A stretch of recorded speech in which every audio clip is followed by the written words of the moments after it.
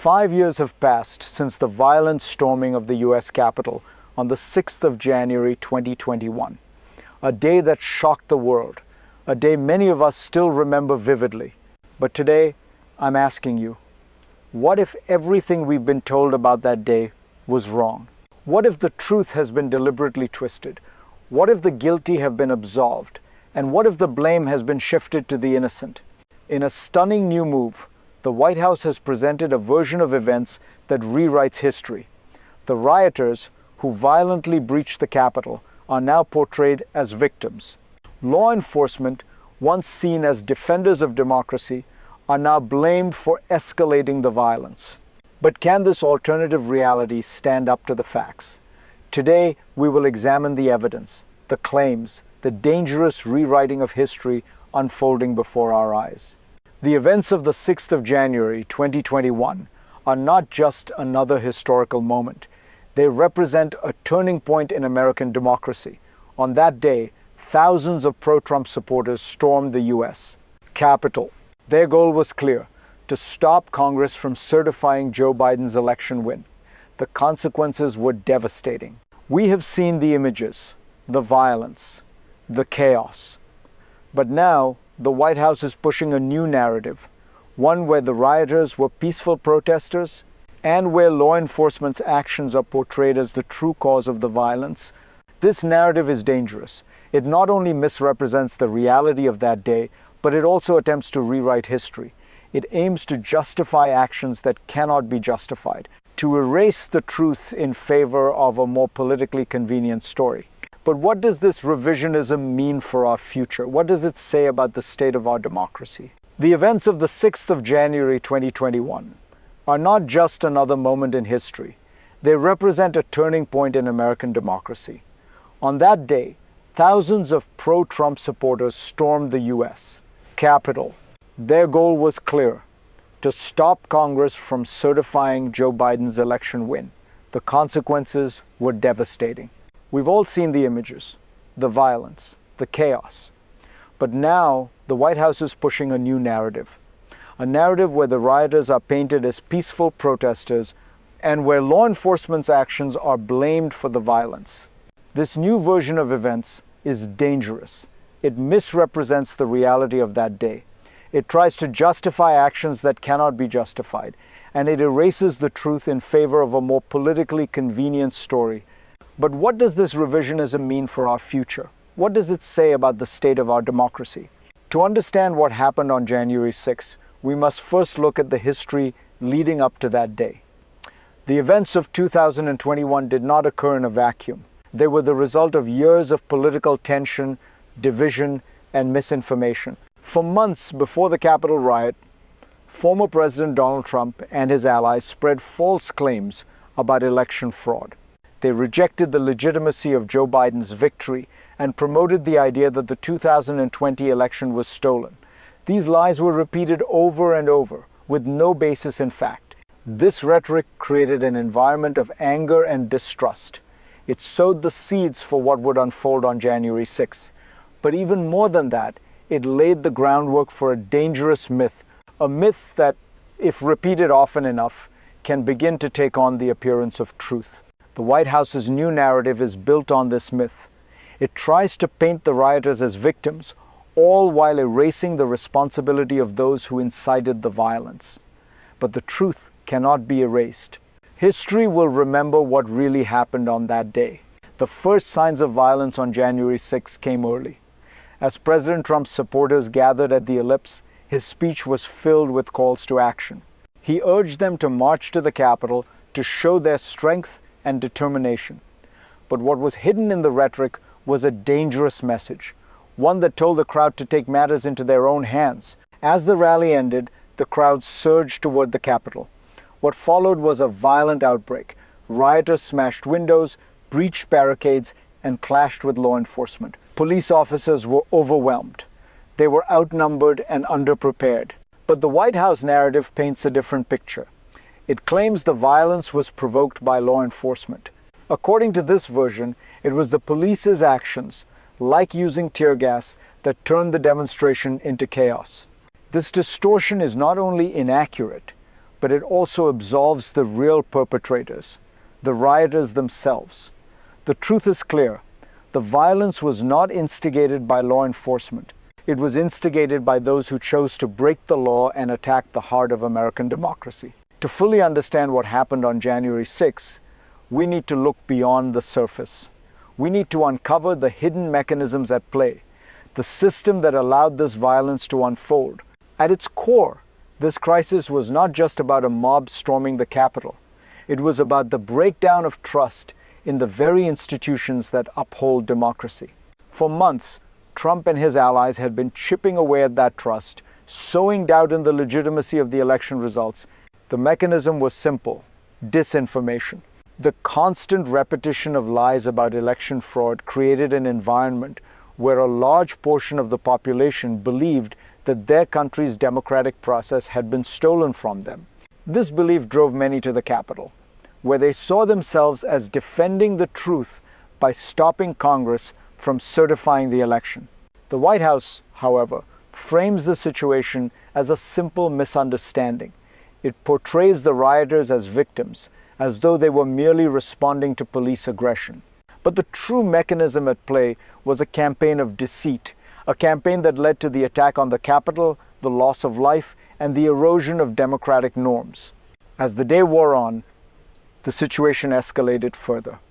The Capitol was no longer just a symbol of democracy. It was under siege. Rioters breached the building, and the world watched in horror as lawmakers were evacuated and staff members hid for their lives. The violence intensified, officers were injured, and the lawlessness spread. In this new narrative, the White House continues to push the idea that law enforcement escalated the situation. But let's be clear. The violence did not begin with the police. It began when the rioters decided to act on the lies they'd been fed. They were not peaceful protesters. They were armed, angry, and intent on interrupting the certification of a legal election. The White House's revision of these events misrepresents the true nature of the conflict. It downplays the actions of the rioters and shifts the blame onto law enforcement. But the truth is undeniable. January 6 was a violent attempt to undermine the democratic process, fueled by disinformation and hate.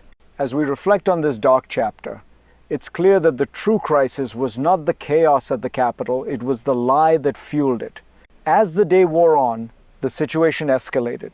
The Capitol was no longer just a symbol of democracy. It was under siege. Rioters breached the building. The world watched in horror. Lawmakers were evacuated. Staff members hid for their lives. The violence intensified. Officers were injured. Lawlessness spread. In this new narrative, the White House continues to push the idea that law enforcement escalated the situation. But let's be clear. The violence did not begin with the police. It began when the rioters decided to act on the lies they'd been fed. They were not peaceful protesters. They were armed, angry, and intent on interrupting the certification of a legal election. The White House's revision of these events misrepresents the true nature of the conflict. It downplays the actions of the rioters. It shifts the blame onto law enforcement. But the truth is undeniable. January 6 was a violent attempt to undermine the democratic process. It was fueled by disinformation and hate. As we reflect on this dark chapter, it's clear that the true crisis was not the chaos at the Capitol. It was the lie that fueled it. For the rioters, January 6 was a moment of violent expression. But for the rest of the country, it was a moment of deep pain and fear. The attack on the Capitol wasn't just an assault on a building. It was an assault on the American people. Imagine the fear of those who worked in the Capitol that day. Staff, legislators, police officers, those who dedicate their lives to upholding the law, their safety was suddenly at risk. Their faith in the democratic process was shattered. But what about the officers who fought to protect the Capitol? Many of them were injured in the line of duty. Some, like Officer Brian Sicknick, died as a result of the violence. Others have struggled with the trauma, facing PTSD long after the attack. Yet, in this new narrative from the White House, their sacrifice is ignored. The focus is instead on the rioters, the ones who attacked them, the ones who desecrated the Capitol. The truth is simple. January 6th was not a moment of heroism for the rioters. It was a tragedy for everyone involved, and especially for those who paid the highest price. The chaos of the 6th of January 2021 didn't stay confined to the walls of the Capitol. It echoed across the world. The attack on American democracy sent shockwaves to every corner of the globe. Leaders, allies, and enemies alike watched as the foundations of one of the world's oldest democracies were rocked to their core. International observers saw this not just as an isolated incident, but as a symptom of a deeper, more troubling issue. The growing tide of populism, fueled by misinformation, was not unique to the United States. It was part of a global trend. From Europe to Asia, countries were witnessing similar movements aimed at eroding trust in their own democratic systems. The world was left wondering, if this can happen in America, what does it mean for the future of democracy itself? What does it mean for global stability? This global impact underscores the importance of holding the truth of January 6th to account. For if we don't confront the reality of that day, we risk spreading this dangerous narrative to other countries and allowing democracy to be weakened on a global scale. As we look ahead, the question remains, what comes next? What does the future hold for America and for the world after January 6th?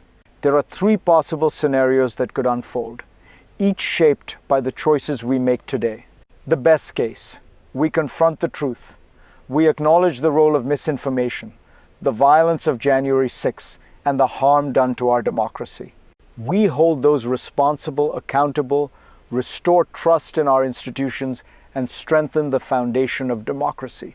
In this scenario, America leads by example, showing the world that democracies can endure even in the face of serious threats. The middle ground. We remain divided. The truth remains contested, with one side clinging to the revisionist narrative while the other fights to preserve the facts. This could lead to a slow erosion of trust in our systems, but the core of American democracy survives, albeit weakened. The global impact of this division would be felt, but we may still hold on to some semblance of stability. The worst case, we allow the revisionism to win. The lies of January 6 become the official story, and the rule of law is further undermined. America's democratic institutions crumble under the weight of distrust and division. The global order suffers as other countries follow suit, eroding their own democracies. The choice is ours. The future of democracy depends on what we do with the truth today. The events of January 6 were not just a violent outburst. They were a warning sign, a warning about the fragility of democracy and the power of disinformation. But what happens next is up to us. We can choose to ignore the lessons of that day, to let the narrative be rewritten for political gain, or we can choose to confront the truth no matter how uncomfortable it may be. We can choose to hold those responsible accountable. We can choose to protect the integrity of our democracy for future generations. But to do that, we must stand up for what is right. We must reject false narratives, demand accountability, and ensure that the events of January 6 are not whitewashed, forgotten, or twisted for political gain.